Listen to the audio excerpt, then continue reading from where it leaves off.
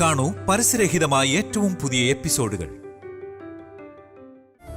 അഭിരാം എന്നെ തൊടുന്നത് എനിക്ക് ഇഷ്ടപ്പെടുന്നില്ലമ്മേ. നിന്നെ എനിക്ക് മനസ്സിലാവുന്നുണ്ട് വസു. അഭിരാമിനോട് ചേർന്നു പോകാൻ നിനക്ക് അത്ര എളുപ്പമാവില്ലെന്ന് എനിക്കറിയാം. പക്ഷെ വേറെ വഴിയില്ല. വേറെ വഴിയില്ലെന്ന് വെച്ചാൽ എന്താ അമ്മ അർത്ഥം? മനസ്സുകൊണ്ടും ശരീരം കൊണ്ടും അഭിരാമിനെ നീ ഭർത്താവായി സ്വീകരിച്ചേ പറ്റൂ വസു.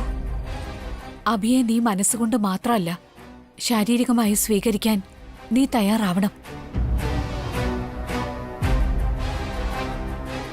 എന്തൊക്കെയാ അമ്മ ഈ പറയുന്നേ? നടന്ന എല്ലാ കാര്യങ്ങളും മറന്നിട്ട് എങ്ങനെ എന്നോട് ജീവിക്കാൻ പറയുന്നേ? എന്നെ കൊണ്ടതിന് പറ്റില്ല. നിന്റെ ആദ്യത്തെ കല്യാണം ഒരു ദുസ്വപ്നമായി കാണണം. ആ ഓർമ്മകളിൽ നിന്ന് നീ എത്രയും പെട്ടെന്ന് പുറത്തു വന്നേ പറ്റൂ വസു. നിന്നെയും കാത്ത് നല്ല സന്തോഷകരമായൊരു ഭാവി കാത്തിരിപ്പുണ്ട്. അത് മാത്രമേ നിന്റെ മനസ്സിലുണ്ടാകാവൂ. മറ്റെല്ലാം നീ മറന്നേക്ക് വസു. ഇത് നിന്റെ രണ്ടാം കല്യാണമല്ല, ആദ്യത്തേതാണെന്ന് കരുതിയാ മതി. അതെങ്ങനെയാ അമ്മ അങ്ങനെ കരുതുന്നേ? അതുമല്ലാതെ ഞാൻ ഈ കല്യാണം കഴിക്കുന്നത് തന്നെ ഉണ്ണിക്ക് വേണ്ടിയല്ലേ. ഞാൻ അഭിരാമിന്റെ ഭാര്യയൊന്നുമല്ല.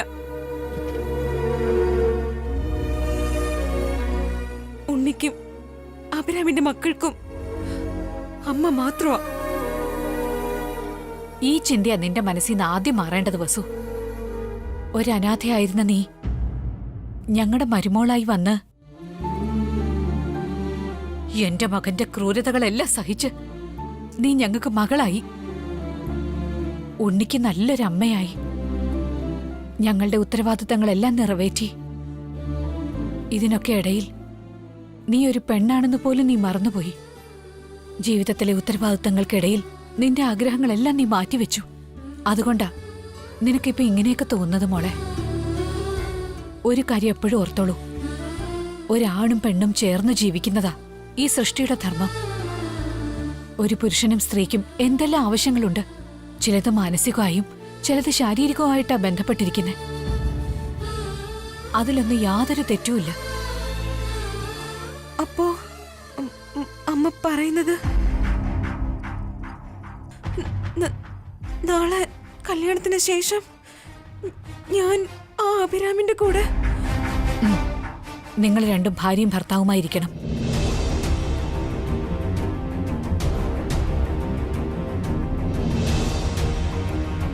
ഒരിക്കലും അത് മാത്രം നടക്കില്ലമ്മേ. ഞാൻ ആ മക്കളുടെ അമ്മ മാത്രം, ആരുടെയും ഭാര്യയല്ല. അങ്ങനെ ആയിരിക്കില്ല. ആയേ പറ്റൂ മോളെ. നിനക്കധികം പ്രായമായിട്ടില്ലാന്ന് നീ മനസ്സിലാക്കണം. ജീവിതം എന്ന് പറഞ്ഞ അതിൽ ദുഃഖങ്ങൾ മാത്രമല്ല, സന്തോഷം നിറഞ്ഞതാവണം വസു. ഈ കല്യാണത്തിലൂടെ നിനക്ക് എല്ലാ സൗഭാഗ്യവും ഉണ്ടാവും. ഉണ്ണിയുടെ സന്തോഷമല്ലാതെ എനിക്ക് വേറെ ഒന്നും വേണ്ട അമ്മേ. അങ്ങനെ പറയരുത് വസു. നീ എല്ലാത്തിനും തയ്യാറായിരുന്നേ പറ്റൂ. അതിനെന്റെ മനസ്സ് ഒരിക്കലും സമ്മതിക്കില്ലമ്മേ. എന്നാൽ നീ ആ മനസ്സ് മാറ്റിക്കോ വസു. നിന്റെ ചിന്തകളെ മാറ്റണം. നിന്റെ തലയിലെടുത്ത് നന്നാകുമ്പോ നീ ഇങ്ങനെ വാശി പിടിച്ചാലോ? നീ ഒരു കുഞ്ഞിന്റെ അമ്മ മാത്രമല്ല, സ്ത്രീയാണെന്ന് കൂടി സ്വയം ബോധ്യപ്പെടുത്തിയാൽ നിനക്ക് ഉറപ്പായും മാറാൻ പറ്റും. ഈ മാറ്റം നിന്റെ നല്ലതിനു വേണ്ടിയാ. ഇല്ലമ്മേ, എന്നെ കൊണ്ട് പറ്റില്ല. ലോകധർമ്മത്തെ നമ്മൾ ആരും മറക്കാൻ പാടില്ല. അഭിറാം നിന്റെ ഭർത്താവാകേണ്ടത് നിന്റെ ആവശ്യം.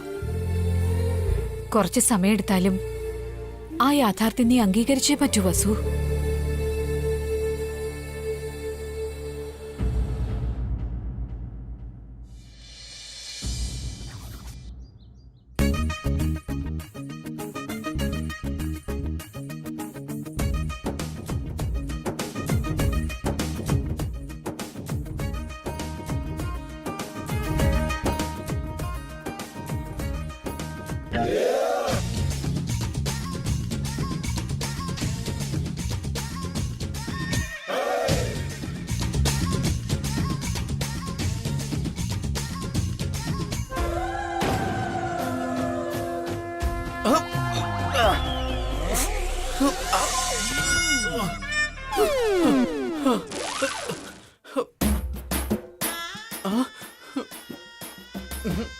ഭാവനെ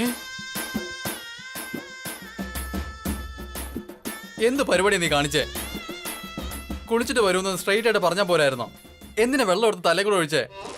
തീ ഒരു ഒഴിച്ചില്ല എന്ന് ആശ്വസിക്ക്. അതിന് അത്രയ്ക്ക് വലിയ കുറ്റം എന്താ ഞാൻ ചെയ്തേ? എന്താ ചെയ്തേന്നോ? രാത്രി മൂക്കുമുട്ട കുടിച്ചിട്ട് എന്തൊക്കെയാ കാണിച്ചു കൂട്ടിയത്? ആ കാര്യം നീ എങ്ങനെ അറിഞ്ഞേ?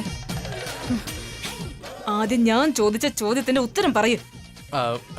അതെ, എല്ലാവരും കൂടെ ചേർന്ന് ബാച്ചിലർ പാർട്ടി ആഘോഷിച്ചതാ.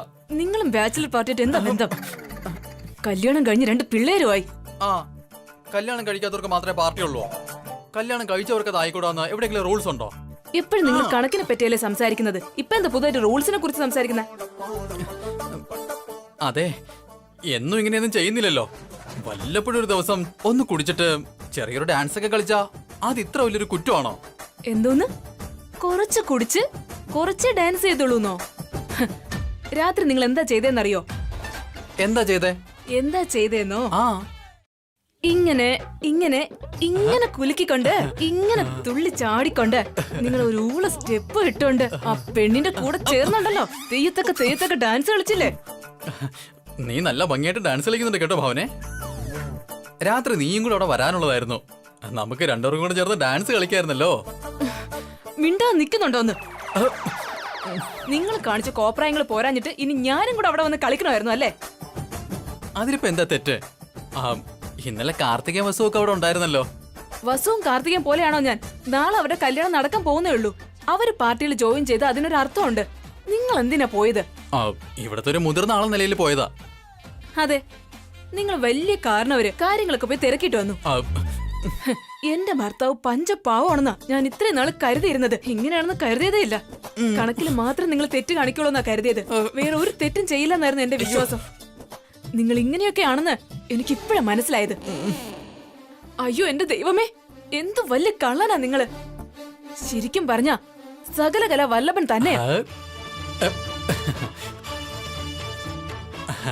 ഇപ്പോഴെങ്കിലും മനസ്സിലായല്ലോ. അതുകൊണ്ട് ഇനി എപ്പോഴും നിങ്ങൾക്കൊന്നും അറിയില്ല, വെറുതെ ഇരിയെന്ന് പറയരുത് കേട്ടോ. എനിക്കെല്ലാം അറിയാം.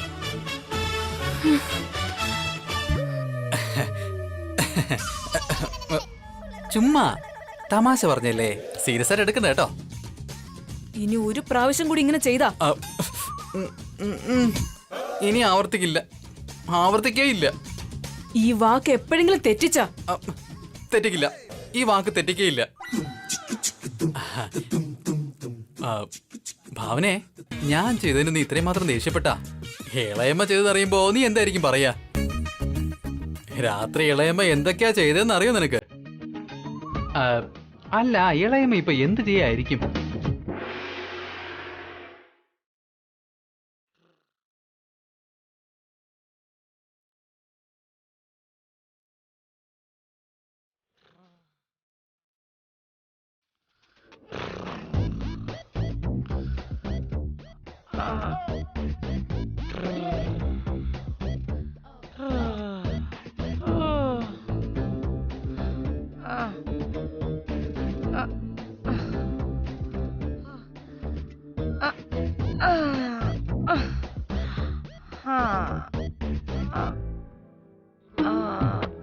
അയ്യോ, എന്ത് സമാധാനത്തോടൊന്നും ഉറങ്ങാനും സമ്മതിക്കില്ലല്ലോ. എന്താ ഈ ദേഹമൊക്കെ ഇങ്ങനെ വേദന? കമ്പ് കൊണ്ട് പൊതിരെ തല്ല് കിട്ടുമ്പോഴുണ്ടാവുന്ന പോലത്തെ വേദനയാ. ആ വൃത്തികെട്ട പാർട്ടിക്ക് പോവാതിരുന്നാ മതിയായിരുന്നു. സമാധാനത്തിന് വേണ്ടി പോയതാ, ഇപ്പൊ ഈ അവസ്ഥയിലായി ഞാൻ.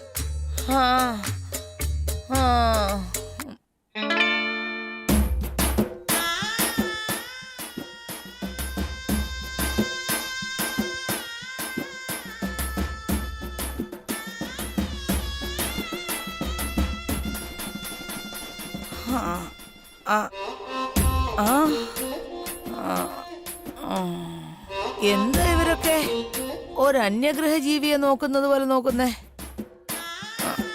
അമ്മ, ഇനി ഒരുപാട് അറേഞ്ച്മെന്റ്സ് ഉണ്ട്.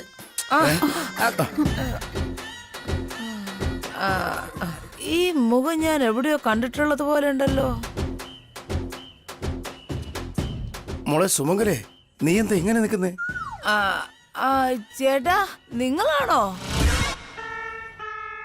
രാത്രി മുറിയിലില്ലാതെ എവിടെയാ ഏട്ടത്തി പോയത്? ആ ആ, ആ, അത് എടുത്തി. എന്താ നീ ഇപ്പൊ ഈ കോലത്തില്? സൂര്യൻ ഉച്ചയിലാവുന്നവർ ഉറക്കമായിരുന്നോ? ആ അത് ചേട്ടാ, ഞാൻ ഇന്നലെ രാത്രി മുഴുവനും ജോലി ചെയ്തതല്ലേ. ദേഹം വേദന മാറാൻ വേണ്ടി ഞാൻ കഷായം കുടിച്ചു. അതാ കണ്ണുറക്കാൻ പറ്റാത്തെ.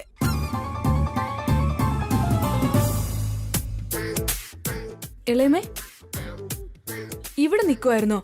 ഞാൻ എവിടെയെല്ലാം അന്വേഷിച്ചെന്നറിയാവോ? നല്ല സമയം. പാർട്ടിയിൽ വന്ന് അന്വേഷിക്കാത്തത് നന്നായി. എന്തിനാ മോളെ എല്ലാ ജോലിയും നീ തനിയെ തലയിലേറ്റുന്നേ? എല്ലാവർക്കും ചെയ്യാമല്ലോ, ഓരോരുത്തർക്കും ഓരോ ജോലി ചെയ്യാമല്ലോ. എപ്പോഴും ഇങ്ങനെ ഏതെങ്കിലും ഒരു ജോലി ചെയ്ത് ശീലായേട്ടാ. ചെയ്തപ്പോ അതങ്ങനെ ചെയ്തോണ്ടിരുന്നു പോയി. രാത്രി കുടിച്ച കഷായം ഒരു ഗ്ലാസ് കൂടി കുടിക്കുന്നുള്ളേ? ഹാങ് ഓവർ മാറാൻ വീണ്ടും കുടിക്കാനാ പറയുന്നേ. കഷായം വേണ്ട, വേറൊന്നും വേണ്ട. ചൂടോടെ ഒരു കോഫി കുടിച്ചാൽ എല്ലാം ശരിയാകും. വേഗം റെഡിയായിട്ട് വായ ഏട്ടത്തി, കല്യാണ ചടങ്ങുകൾ തുടങ്ങാറായി. അതെ മോളെ, ഇനിയും ചടങ്ങുകൾ ഒത്തിരി ഉള്ളതാ. നീ പോയി വേഗം ഫ്രഷ് ആയിട്ട് വാ. എന്തോ എന്റെ കയ്യിൽ മൈലാഞ്ചിടുന്ന കാര്യം പറയുന്നത് പോലെ. നിങ്ങൾ പോയിക്കോട്ടാ. മോനെ ഒന്ന് നിക്കടാ. എന്താ ഇളയമേ, കഷായം വീണ്ടും വേണമെന്നുണ്ടോ? അതൊന്നും വേണ്ട. രാത്രിയത്തെ പാർട്ടിയെ പറ്റി നിന്റെ അച്ഛനോട് അമ്മയോട് പറഞ്ഞില്ലല്ലോ അല്ലേ? ഹേ ഇല്ല, ഇപ്പൊ വേണമെങ്കിൽ പറയാം. വേണ്ട വേണ്ട, പോയിട്ട് നീ നിന്റെ ജോലി നോക്ക. അമ്മ, അയ്യോ.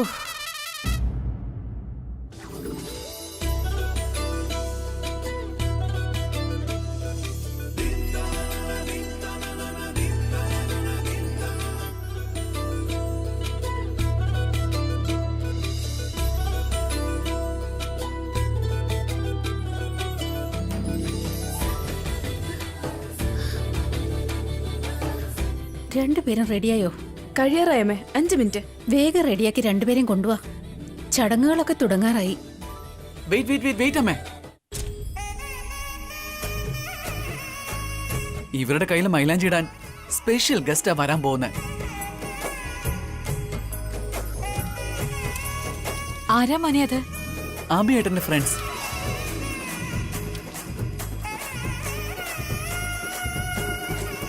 നിന്റെ അടുത്ത് നിന്റെ റൊമാൻറ്റിക് ഹീറോയ്ക്ക് ഭയങ്കര കെയർ ആണെന്ന് തോന്നല്ല. എന്തിനാ ഇപ്പൊ ഇദ്ദേഹം ഇത്ര ഓവറായിട്ട് കാണിക്കുന്നത്? ആബിയേട്ടന്റെ ഫ്രണ്ട്സ് എന്ന് പറഞ്ഞാൽ ആബിയേട്ടന്റെ ഫ്രണ്ട്സിന്റെ ഭാര്യമാര്. അബി അവരെയൊക്കെ എപ്പോഴാ വിളിച്ചത് അഖിൽ? ഇത് സർപ്രൈസ് പ്ലാനാ അമ്മേ. ആ സ്പെഷ്യൽ ഗസ്റ്റാ വസുവേട്ടത്തേക്കും കാർത്തികയ്ക്കും മൈലാഞ്ചി ഇടാൻ പോകുന്നേ. എന്റെ ബേബിക്ക് ആരോ ഒരാൾ വന്ന് മെഹന്തി ഇട്ടാൽ എങ്ങനെ ഇരിക്കും? ഞങ്ങളുടെ അന്തസ്സിന് ചേരുന്ന വിധത്തിൽ ഞാൻ തന്നെ ഒരു സെലിബ്രിറ്റിയെ വിളിച്ചിട്ടുണ്ട്. കാർത്തികയ്ക്ക് അവര് വന്ന് മെഹന്തി ഇടും.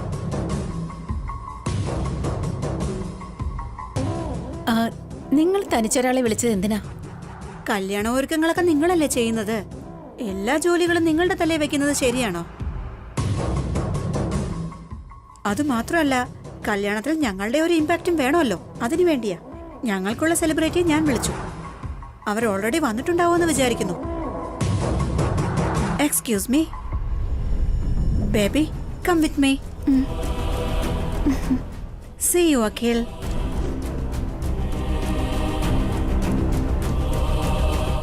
ഇത്രയും ബിൽഡപ്പ് കൊടുക്കുന്ന സെലിബ്രിറ്റി ആരാ? അതൊക്കെ പോട്ടെ, ആ സെലിബ്രിറ്റി ആരാ?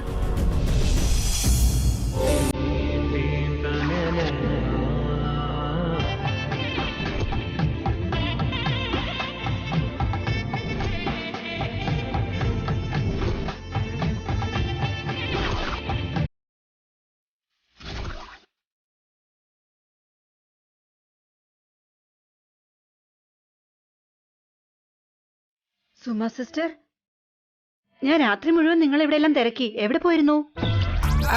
കുറച്ച് ജോലിയിലായിരുന്നോ? പാർട്ടിക്ക് പോയല്ലേ? അല്ല, ഈ സോഡാ കുപ്പി എന്നെ എപ്പോഴാ കണ്ടത്? എന്തു പാർട്ടിയാ സിസ്റ്റർ? കിട്ടി പാർട്ടി. Bachelor party. ബാച്ചിലർ പാർട്ടിയാണോ വേറെന്തെങ്കിലും ആണോ? ആഹാ, ഈ ചേട്ടൻ അല്ലേലും ഒരു തമാശക്കാരനാ. കിട്ടി പാർട്ടി തന്നെയാ. അയ്യോ, ട്രാൻസ്ഫോമറിൽ തൊട്ടതുപോലെയുണ്ട്. ഇവരോടൊന്നും പറയാതിരിക്കുന്നതാ നല്ലത്. തമാശ പറഞ്ഞതാ, തമാശ പറഞ്ഞതാ. സുമാ സിസ്റ്ററെ കളിയാക്കാൻ പാടില്ല പ്രേം.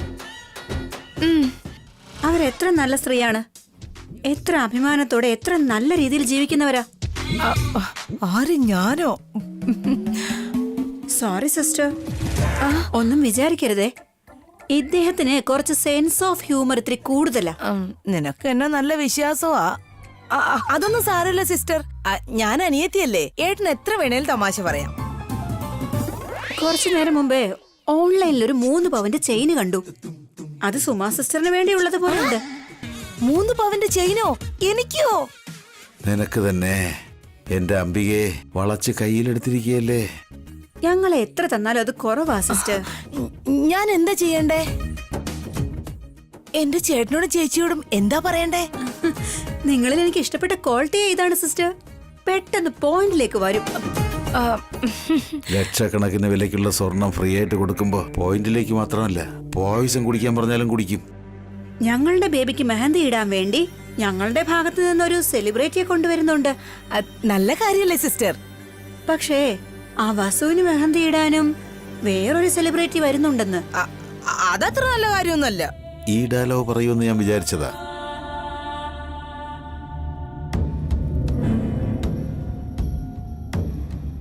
അതായത് മെഹന്തി ഫംഗ്ഷനിൽ ഞങ്ങളുടെ ബേബി മുകളിലിരിക്കണം, ആ വസു താഴ്ന്നു ഇരിക്കണം. അതിന് ഞാനെന്താ ചെയ്യേണ്ടത്?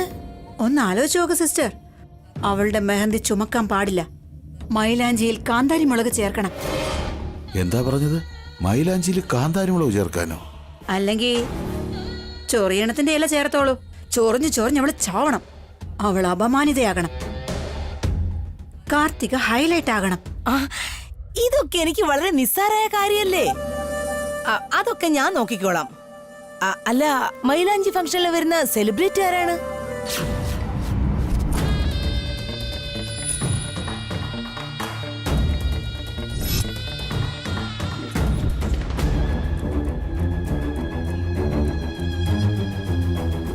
അതാ അവര് തന്നെയാ വരുന്നുണ്ട്.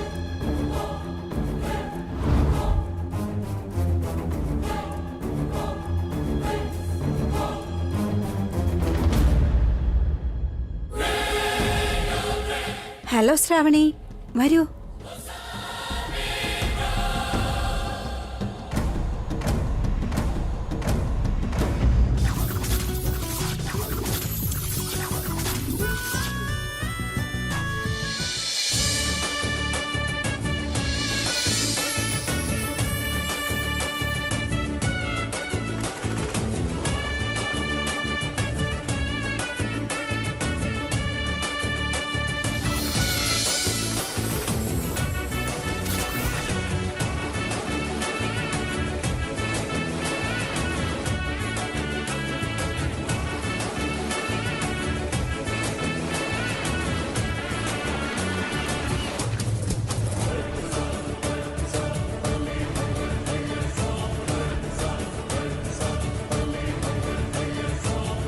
നിങ്ങൾ വരുന്നുണ്ടെന്ന് അബി പറഞ്ഞിരുന്നു.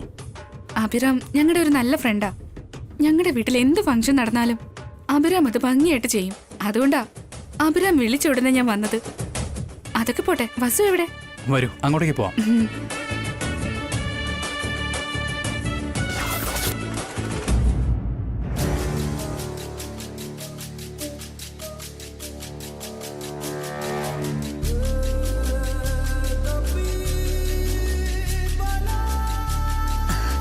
ഇവിടെ ആരില്ലാത്തത് എന്തായാലും നന്നായി. എനിക്കെന്റെ ജോലി എളുപ്പമായിരിക്കും.